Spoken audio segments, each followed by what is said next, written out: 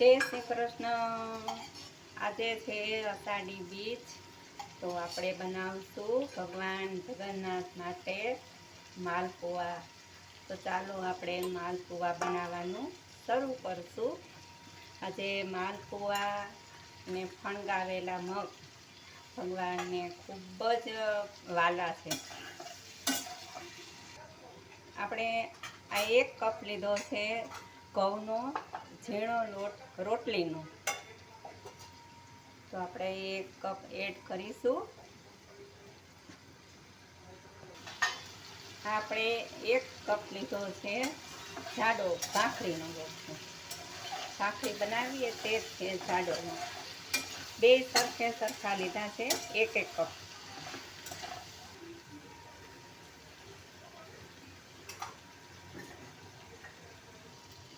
હવે આપણે 2 કપ લોટ છે, 1 જાડો અને 1 કપ ઝીણો, તો આપણે પોણો વાટકો દળેલી ખાંડ લીધી છે। જે પ્રમાણે મીઠું ભાવે એ પ્રમાણે આપણે મીઠાસર પણ રાખવાનું। તો આપણે ખાંડેય નખાય, સાકર નખાય, ગોળેય નખાય, જે આપણને ભાવે તે રીતે આપણે યુઝ કરવાનું।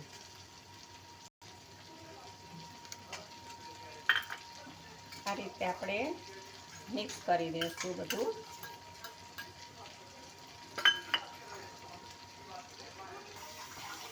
હવે આપણે આમાં આ દળેલું વરિયાળી દળી લીધી, તેમાં એલચી પણ આપણે ભેગી ભેળવી અને 2-4 દાણા મરી એટલે તીખા, ત્રણેયને મિક્સરમાં આપણે આને દળી નાખેલું છે, બરોબર। વરિયાળીથી માલપુઆમાં બહુ સરસ સ્વાદ આવે અને એલચીનો પણ એથી વધુ સ્વાદ આવે, અને મરી છે તે આપણને પાચનમાં સારી રહે।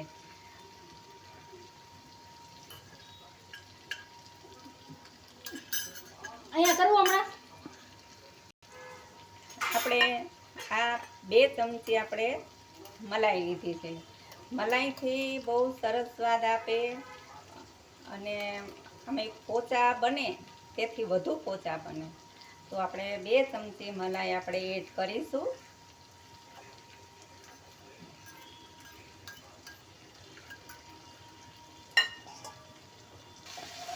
હવે આપણે આ 1 કપ પાણી એડ કરતા જઈશું અને ધીમે ધીમે બધું મિશ્રણ આપણે કરતા જઈશું તૈયાર। 1 વાટકી આપણે એડ કરીએ પાણી। હવે આપણે મિશ્રણને આ રીતે આપણે હલાવતા જઈશું ધીમે ધીમે, તેથી અંદર લોટમાં ગઠોડા ના પડે। પાણી જેમ જોઈએ તેમ એડ કરતા જઈશું। આપણે 1 કપ એડ કરી દીધું છે। હવે આ બીજો કપ આપણે એડ કરીએ છીએ પાણી, જેમ જોઈએ તેમ આપણે આમાં એડ કરવાનું છે, એક હારે નથી કરવાનું। આ રીતે એક જ ધારું આવી રીતે આપણે મિશ્રણ હલાવવાનું છે, તેથી આપણે માલપુઆમાં જાળીદાર માલપુઆ આપણા સરસ બનશે।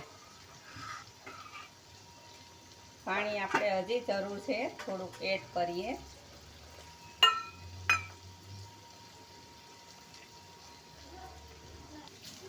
આપણે મિશ્રણમાં એક જ ધારું આ રીતે આપણે હલાવવાનું છે। હજી આપણને એવું લાગે છે થોડુંક પાણી આપણે એડ કરવું જોશે। 2 કપ તો આપણે એડ કરી દીધું। આપણે આ રીતે એક જ ધારું આ રીતે જ હલાવવાનું છે, એક જ દિશામાં, તેથી સરસ મજાની જાળીદાર બને। હવે આપણે 5 મિનિટ આપણું મિશ્રણ ઢાંકણથી ઢાંકી દઈશું। જો સરસ મજાનું એકદમ લઈ થઈ ગયું। હવે આપણે ઢાંકણ ઢાંકી દઈશું। હવે 5 મિનિટ થઈ ગઈ છે, તો આપણે જોઈ લઈએ। સરસ એક રસ થઈ ગયું છે આપણું મિશ્રણ. આપણે આ લોયું લીધું છે માલપુઆ બનાવવા માટે, તો ગેસ ચાલુ કરીશું. ગેસમાં આપણે હવે તેમાં ઘી એડ કરીશું.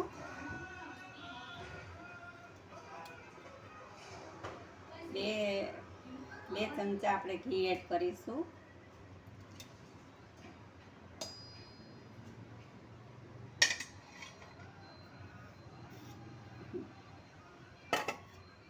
ઘી ગરમ આપણે થવા દઈશું. ગેસ ધીમો રાખવાનો છે, ફાસ્ટ નહીં, તેથી ઘી છે એ સરસ ગરમ થઈ જાય. ફાસ્ટમાં આપણું ઘી ગરમ થઈ જાય તો આપણા માલપુઆ છે એ તરત જ કાળાશ પડતા થાય. તેથી આપણું આ ઘી સરસ મજાનું આપણું એકદમ ઓગળી ગયું છે. ગેસને આંચ ધીમી જ રાખવાની છે, આપણે ફાસ્ટ નથી રાખવાની. આપણે આ સાડાવાળો આપણે ચમચો લેશું એટલે આપણને આમાં માલપુઆ મૂકવાની સરળ પડશે અને ગોળ થશે સરસ મજાના. હવે આપણું ઘી સરસ મજાનું ગરમ તૈયાર થઈ ગયું છે. હવે આપણે માલપુઆ અંદર મૂકીશું.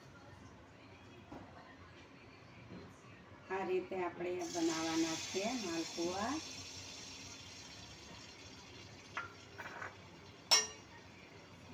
હવે એકદમ ગોળ સરસ મજાનું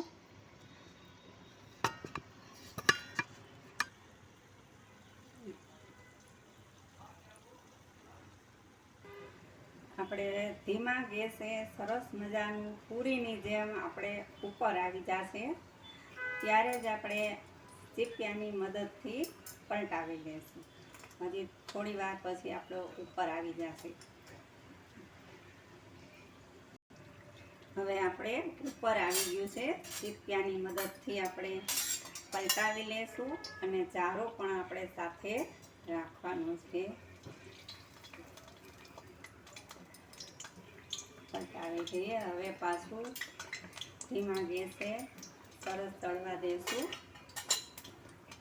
સરસ પોચા અને જાળીદાર આપણા માલપુઆ તૈયાર થાય છે.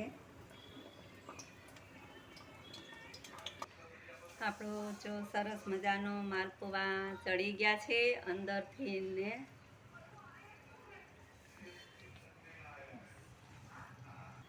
આપણો જો માલપુઆ સરસ મજાનો ચડી ગયા છે. ઝારાની મદદથી અને ચીપિયાની મદદથી જ આપણે આ કામ કરવાનું છે. તો જારીદાર સરસ મજાનું આપણા માલપુઆ તૈયાર થાય છે. હવે આપણા માલપુઆ સરસ મજાના તૈયાર થાય છે. એકદમ પરફેક્ટ માપે જ રાખવાનું આપણે અને ધીમી જ ગેસની આંચ રાખવાની છે. અને સરસ મજાના ધીમા ગેસે આપણા ફૂલીને ઉપસીને ઉપર આવે અને અંદરથી કાચા પણ ના રહે. હવે આપણે ચીપિયાની મદદથી અને ઝારાની મદદથી આપણે પલટાવી લઈશું. ઝારો અને ચીપિયો રાખવો આમાં માલપુઆમાં જરૂરી છે, કેમ કે એકદમ ઢીલું હોય ને એટલે સરસ ગોળાઈ આપણી તૂટે નહીં.